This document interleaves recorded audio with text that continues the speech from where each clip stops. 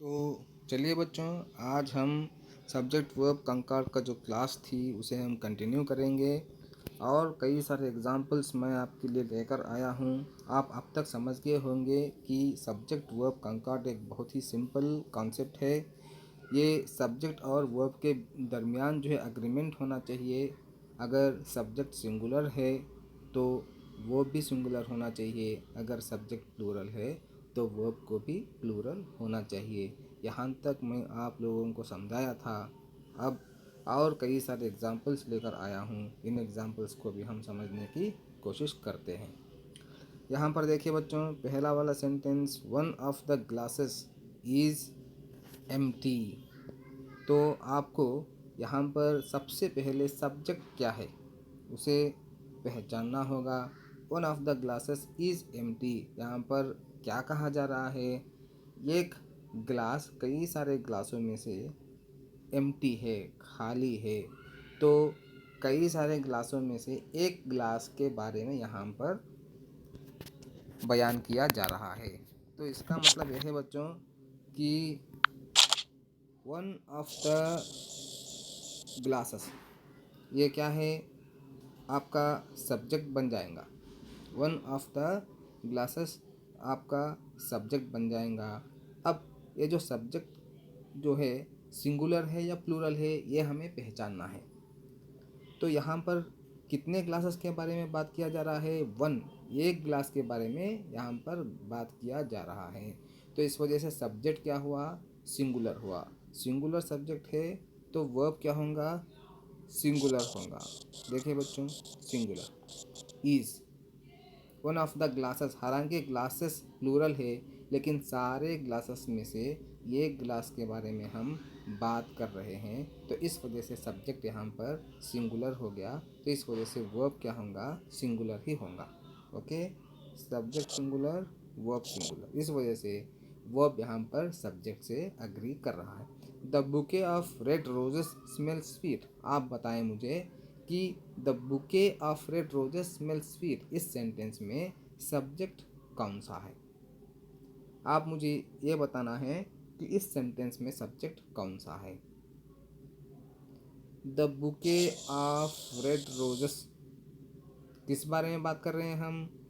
Red roses के bouquet के बारे में हम बात कर रहे हैं। तो ये पूरा फ्रेज क्या हुआ? सब्जेक्ट हुआ। स्मेल स्वीट, इसकी खुशबू बहुत ही मीठी है, बहुत ही अच्छी खुशबू है। किसकी खुशबू? The bouquet of red roses, red roses की जो बुके है उसकी खुशबू स्वीट है। तो the bouquet of red roses subject हो गया। अब हमें ये मालूम करना है कि ये जो सब्जेक्ट है सिंगुलर है या प्लूरल है, आप बताएं बच्चों। ठीक है, हम सिर्फ एक बुके के बारे में बात कर रहे हैं। किसका बुके है? रेड रोजेस का एक बुके, बुकेस नहीं कह रहे हम, the bouquet of red roses, red roses का एक बुके। तो यहाँ पर सब्जेक्ट क्या हुआ? सिंगुलर हुआ बच्चों।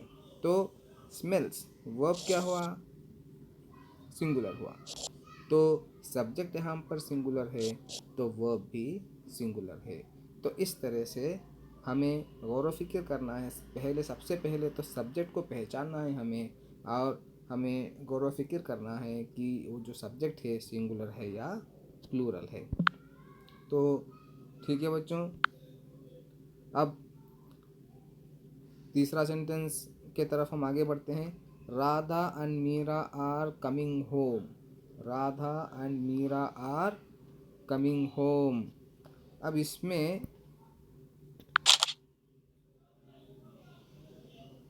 सब्जेक्ट क्या है? पहचानो बच्चों। राधा और मीरा घर आ रहे हैं। राधा और मीरा घर आ रहे हैं। तो यहाँ पर सब्जेक्ट है बच्चों, राधा एंड मीरा सब्जेक्ट है। तो दो सब्जेक्ट हैं बच्चों यहाँ पर, राधा और मीरा दोनों सब्जेक्ट हैं यहाँ पर। दोनों सब्जेक्ट एंड से डिवाइड हो रहे हैं। जब दो नाम हैं सब्जेक्ट में, राधा और मीरा और एंड से डिवाइड हो रहे हैं, तब जो है वर्ब प्लूरल होगा, आर। ये गौर व फिक्र करें बच्चों, सब्जेक्ट में अगर दो नाम हैं और एंड से डिवाइड हो रहे हैं। सब्जेक्ट में अगर दो नाम हैं और एंड से डिवाइड हो रहे हैं तो उसका वर्ब क्या होगा? प्लूरल होगा। जैसे कि यहाँ पर लिखा गया है Radha and Meera are coming home. Radha और मीरा दोनों घर आ रहे हैं। तो ये वाला एग्जाम्पल देखिए बच्चे आप। Neither Akshay nor Rohit is coming home. Neither nor, यहाँ पर आपको सब्जेक्ट पहचानना है। Neither no Akshay nor Rohit, इन दोनों के बारे में बात किया जा रहा है। अक्षय और रोहित दोनों के बारे में बात किया जा रहा है। और अक्षय और रोहित किन कंजंक्शन से जुड़े हुए हैं? नाइदर और नॉर से जुड़े हुए हैं। गौर फिक्र करें बच्चों, नाइदर और नॉर से जुड़े हुए हैं। तो नाइदर और नॉर मतलब क्या है? ना तो अक्षय ना ही रोहित इज कमिंग होम, दोनों में से कोई भी घर नहीं आ रहा है। नाइदर मतलब ना तो, नॉर मतलब नहीं, ना तो अक्षय आ रहा है घर, ना ही रोहित घर आ रहा है। जब सब्जेक्ट में दो नाम हैं और ये दो नाम नाइदर और नार से जुड़े हुए हैं तो उसका वर्ब क्या होगा? सिंगुलर होगा बच्चों। वर्ब क्या होगा? सिंगुलर होगा बच्चों। जब सब्जेक्ट में दो नाम अन से जुड़े हुए हैं तो वो प्लूरल होगा। जब सब्जेक्ट में दो नाम नाइदर नॉर से जुड़े हुए हैं तो वो क्या होगा? सिंगुलर होगा। अब यहाँ पर तीसरे सेंटेंस में आप सब्जेक्ट पहचाने बच्चों। माई डैड और my mom is arriving today, मतलब क्या है? मेरी माँ या फिर मेरे डैड आज आ रहे हैं, आज पहुंच रहे हैं। तो इसमें सब्जेक्ट क्या हुआ? माई डैड और माई मॉम।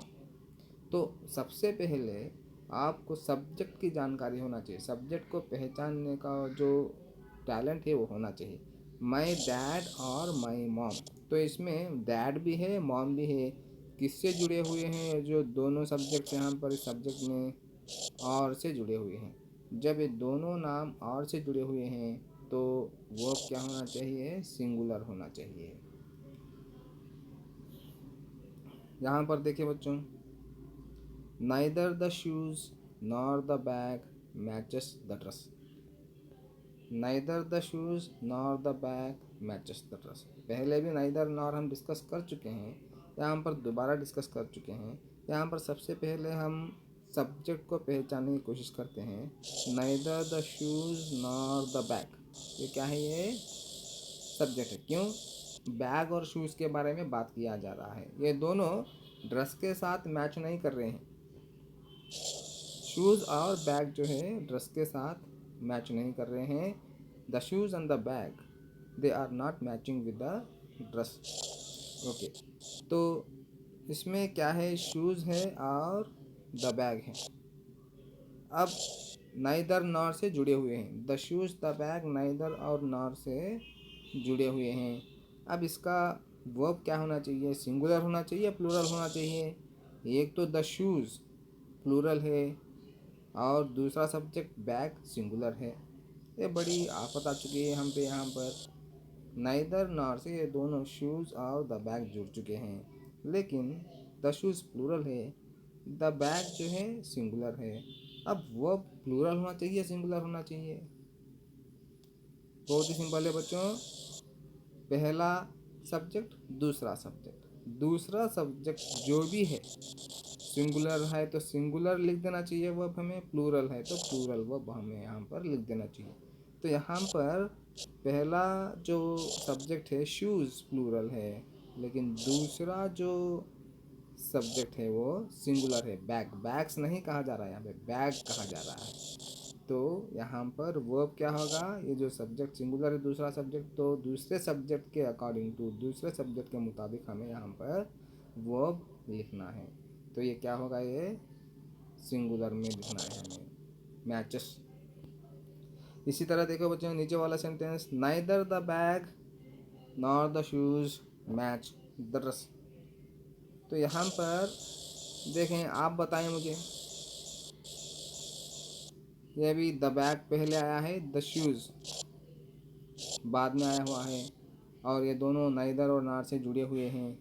तो हमें करना क्या है, द शूज़ प्लूरल है तो हमें वर्ब को यहाँ पर प्लूरल लिख देना चाहिए। मैच, मैच प्लूरल है, मैचेस सिंगुलर है। तो यहाँ पर बात का जो सब्जेक्ट है बैग सिंगुलर है तो सिंगुलर वर्ब है। यहाँ पर जो बात का जो सब्जेक्ट है शूज़ प्लूरल है तो प्लूरल वर्ब यहाँ पर आया गया, लिख चुके हैं। तो इस तरह से हमें सबसे पहले सेंटेंस को पहचानना है, वो सब्जेक्ट को पहचानना है। अब देखो बेटे, when the subject is followed by words such as well, along with, besides, etc., use a singular verb।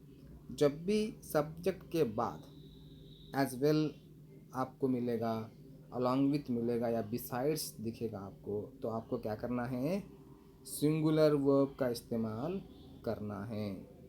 जैसे कि यहाँ पर देखिए बच्चों, Matty as well as her dog is expected shortly. Matty के बाद में एज वेल एज का इस्तेमाल किया गया है, तो इस वजह से ये जो सब्जेक्ट है मैटी as well as her dog, दो सब्जेक्ट हैं यहाँ पर, मैटी और डॉग है, लेकिन एज वेल एज है, तो आपको क्या करना क्या है, सिंगुलर वर्ब का इस्तेमाल करना है, इज़ का इस्तेमाल। इसी तरह से Patrick along with his brother, brother भी है पैट्रिक भी है, और लेकिन यहाँ पर अलॉन्ग विथ का इस्तेमाल किया गया है, तो आपको करना क्या है, सिंगुलर वर्ब का इस्तेमाल करना है।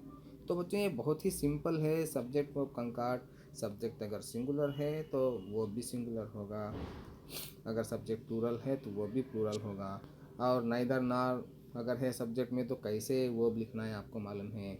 इसी तरह से एज वेल है सब्जेक्ट में, अलॉन्ग विथ सब्जेक्ट में, तो कैसे आपको लिखना है ये भी आपको मालूम है। तो यहाँ पर देखिए बच्चों, एवरीवन अगर आया है सब्जेक्ट में तो इज़ का इस्तेमाल होगा, सिंगुलर वर्ब का इस्तेमाल होगा। नोबडी अगर सब्जेक्ट में आया है तो सिंगुलर वर्ब का इस्तेमाल होगा। None of the students, none का इस्तेमाल अगर हुआ है यहाँ पे वर्ब में, नन अगर आया है तो तब भी सिंगुलर वर्ब का ही इस्तेमाल होगा। आइदर अक्षय और रोहित, और जब सब्जेक्ट जो सब्जेक्ट में जो दोनों ये जो नाम, दो नाम आइदर आर से अगर जुड़े हुए हैं तब भी सिंगुलर ही होगा आपका वर्ब। नाइदर नॉर मतलब क्या है, ना तो नहीं। आइदर आर मतलब क्या है, या तो अक्षय या फिर रोहित, दोनों में से एक। ओके, तो इस तरह से आप सब्जेक्ट वर्ब कंकार्ड पहचान सकते हैं। आपको एग्ज़ाम में ये जो वर्ब ऑप्शंस नीचे दिए गए होंगे बच्चों, तो ऑप्शंस को देखकर आप सही ऑप्शन सेलेक्ट करना है। तो दोबारा ये वीडियो देखें, आप समझने की कोशिश करें। जज़ाकल्लाहु खैर।